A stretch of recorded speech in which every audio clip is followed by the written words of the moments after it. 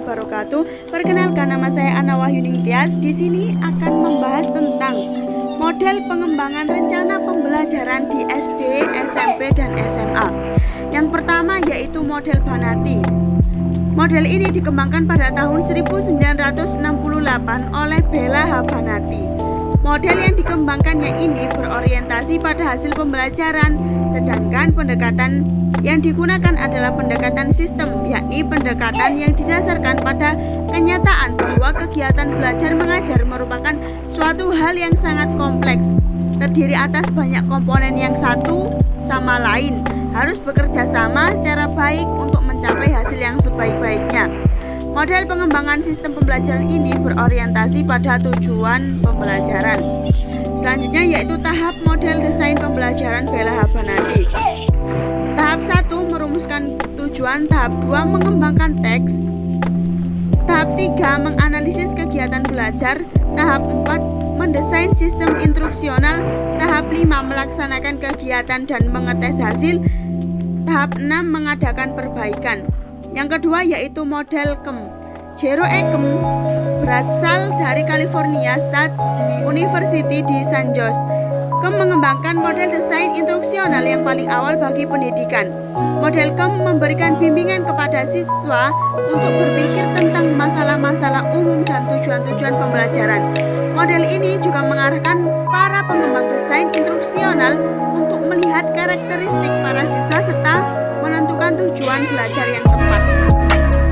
Selanjutnya yaitu desain pembelajaran model KEM. Yang pertama, apa yang harus di siswa atau tujuan pembelajaran. Yang kedua, apa atau bagaimana prosedur yang dan sumber belajar apa yang tepat untuk mencapai hasil belajar yang diinginkan, atau kegiatan, media, dan sumber belajar yang digunakan. Yang ketiga yaitu bagaimana kita tahu bahwa hasil belajar yang diharapkan telah tercapai, atau evaluasi.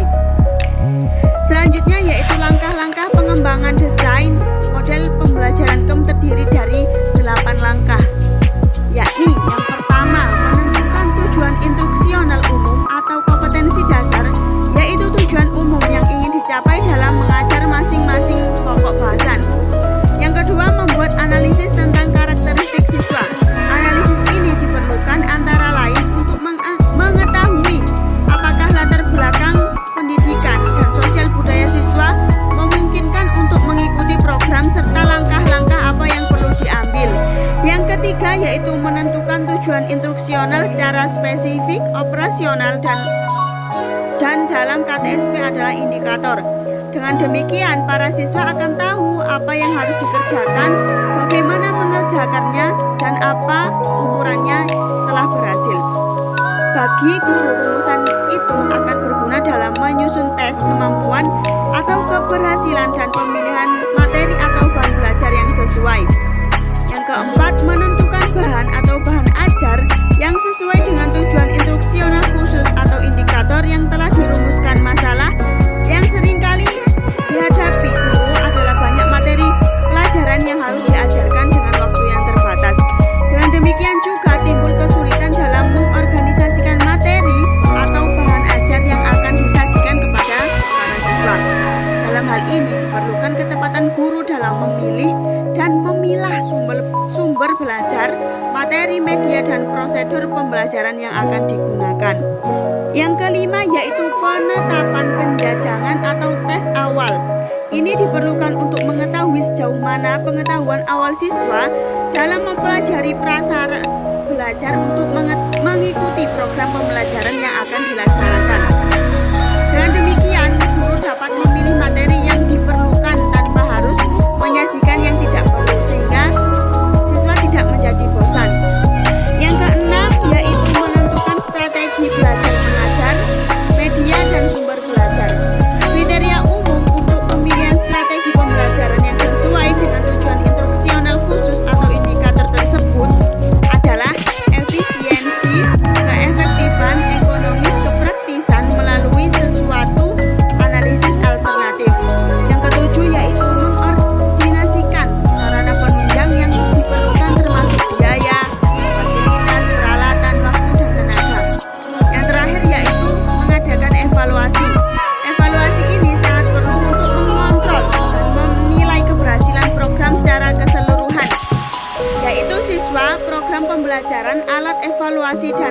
atau strategi yang digunakan. Yang ketiga adalah model PPSI. Pengembangan sistem pembelajaran instruksional merupakan salah satu bentuk pembaharuan sistem instruksional yang banyak dilakukan dalam rangka pembaharuan sistem pendidikan dengan maksud agar sistem tersebut dapat lebih serasi dengan tuntutan kebutuhan masyarakat, perkembangan ilmu pengetahuan dan teknologi. PPSI merupakan langkah-langkah pengembangan dan pelaksanaan pengajaran sebagai suatu sistem untuk mencapai tujuan secara efisien dan efektif. Selanjutnya yaitu langkah-langkah pokok dari pengembangan model PPSI, yaitu 1. Merumuskan tujuan pembelajaran menggunakan istilah yang operasional, berbentuk hasil belajar, berbentuk tingkah laku, dan hanya ada satu kemampuan atau tujuan. Yang kedua, pengembangan alat evaluasi, menentukan jenis tes yang akan digunakan, menyusun item soal untuk setiap tujuan. Yang ketiga, menentukan kegiatan belajar mengajar, merumuskan semua kemungkinan kegiatan pembelajaran untuk mencapai tujuan, menetapkan kegiatan pembelajaran yang akan ditempuh. Yang keempat, merencanakan program kegiatan belajar mengajar, merumuskan materi pembelajaran, menetapkan metode yang digunakan, memilih alat dan sumber yang digunakan, dan menyusun program kegiatan atau jadwal. Yang terakhir yaitu pelaksanaan, mengadakan pre-test, menyampaikan materi pelajaran, mengadakan post-test, dan revisi. Dengan demikian, fungsi dari PPSI adalah untuk mengefektifkan perencanaan dan pelaksanaan program pengajaran secara sistematik untuk dijadikan sebagai pedoman bagi pendidik dalam melaksanakan proses belajar mengajar. Yang keempat yaitu model Dick dan Carey, merupakan model desain instruksional dikembangkan oleh Walter Dick, Lou Carey, dan James O. Carey. Model penelitian dan pengembangan Dick dan Carey merupakan salah satu dari model prosedural, yakni model yang menyarankan agar penerapan prinsip desain atau rancangan instruksional disesuaikan dengan langkah-langkah yang harus dijalani secara berurutan. Selanjutnya yaitu langkah-langkah penelitian pengembangan model Dick dan Carey. Yang pertama yaitu identifikasi tujuan. Langkah pertama model ini adalah menentukan apa yang diinginkan agar siswa dapat melakukannya ketika mereka telah menyelesaikan program instruksional. Yang kedua, melakukan analisis instruksional. Proses analisis instruksional bertujuan untuk menentukan keterampilan, pengetahuan, dan sikap atau karakter yang diketahui sebagai perilaku masukan yang dibutuhkan peserta didik untuk bisa memulai instruksional. Yang ketiga yaitu analisis siswa dan lingkungan. Di tahap ini dilakukan analisis siswa, analisis konteks di mana mereka akan belajar, dan analisis konteks di mana mereka akan menggunakannya.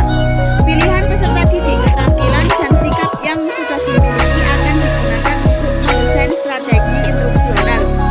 Yang keempat, merumuskan tujuan transformasi.